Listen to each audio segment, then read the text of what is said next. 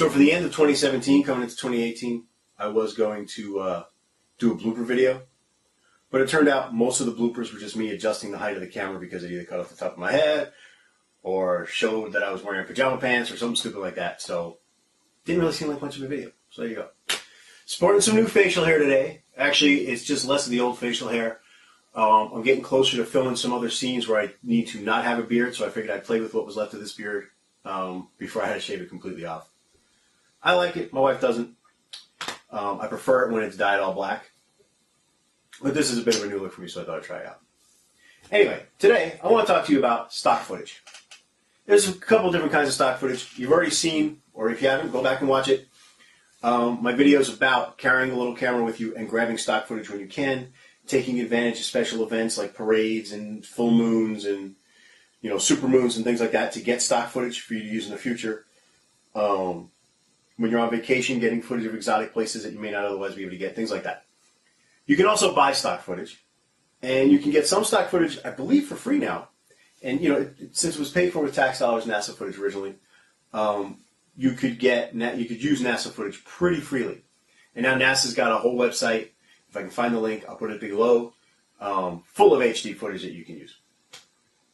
So, stock footage is a useful way to add production value and things to your films that you can't otherwise have on your low budgets. However, it can be misused and abused, and I am one of the most guilty parties of that.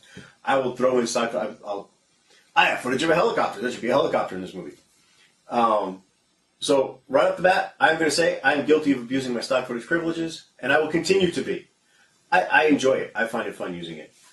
But I was watching a movie the other day, and it had some of the most gorgeous, gorgeous stock footage. I'm assuming it was stock footage. And this is why. The stock footage was so much prettier than the next piece of footage they used that they shot themselves. Completely forgivable on a low budget. It used to happen on TV shows all the time, right? They would use Air Force 16mm footage, like on the Bionic Man and stuff, or military 16mm footage, and cut it in with the 35mm footage from the show. And the graininess and stuff, it just instantly you could tell it wasn't the same. As a kid, you didn't notice it, but the adults, I'm sure, all noticed. Rocket launches and stuff in old movies, you'll see that and things. But this movie, it was the opposite. The stock footage was such beautiful, perfectly colored HD footage that when they mixed it with their own HD footage, the movie was from a few years ago, but not long ago. When they mixed it with their own HD digital footage, their stuff looked muddy in comparison. Back when I used to shoot in DV and everybody else was shooting in DV and standard definition digital, everything just matched beautifully. Then when I went to HD, the worst that would happen is my old stock footage that I'd owned for a while and I had to upscale to match up with my HD footage, then their footage, which may have been shot better or with more money or with more resources, might have originally looked a little better than our stuff in our little studio with our one light hanging on a closet post. But when you upscale theirs and put it with ours, they mesh pretty nicely. Then what it came down to is now there's all these companies that are putting out HD footage that you can buy, and they work really, really hard to cultivate the best footage they can get. And because of that, if you're not matching it up, it can be tough. One of the reasons I'm taking this particular incident a little bit more, I'm a little more disappointed in this particular movie's footage not matching their low-budget footage to this extremely high-budgeted stock footage is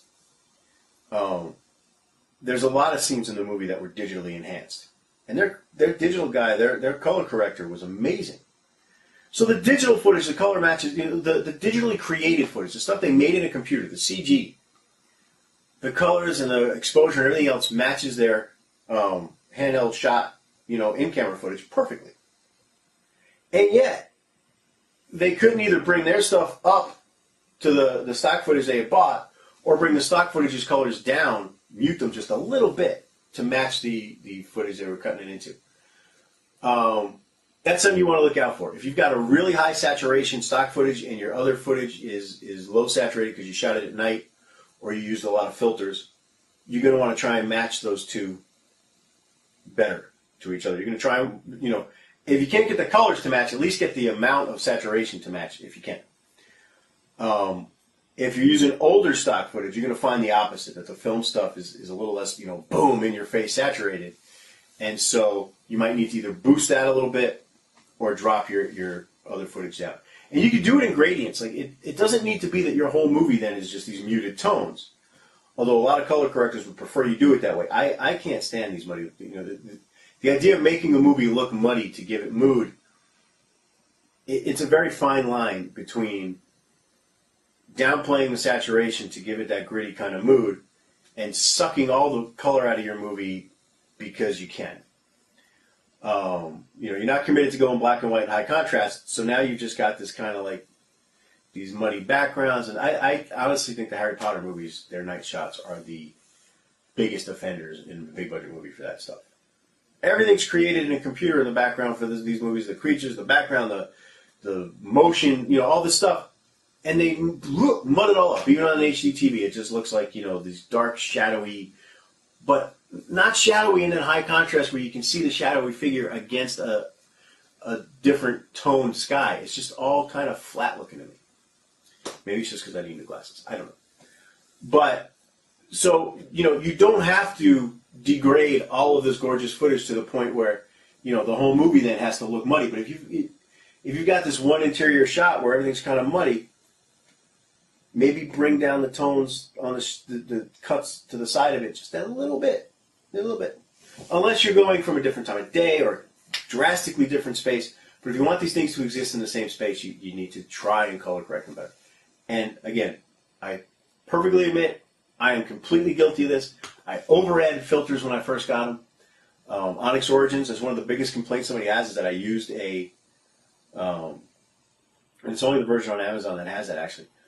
I used a center glow kind of filter to make it look more retro, to make it look like it was coming through a projector. And it blows out a lot of the footage and the stuff that was shot during the day. But I applied it to the whole movie to get the movie to match. And it really should have just been in some of the night shots and stuff like that. So it's a legitimate complaint, and there it is.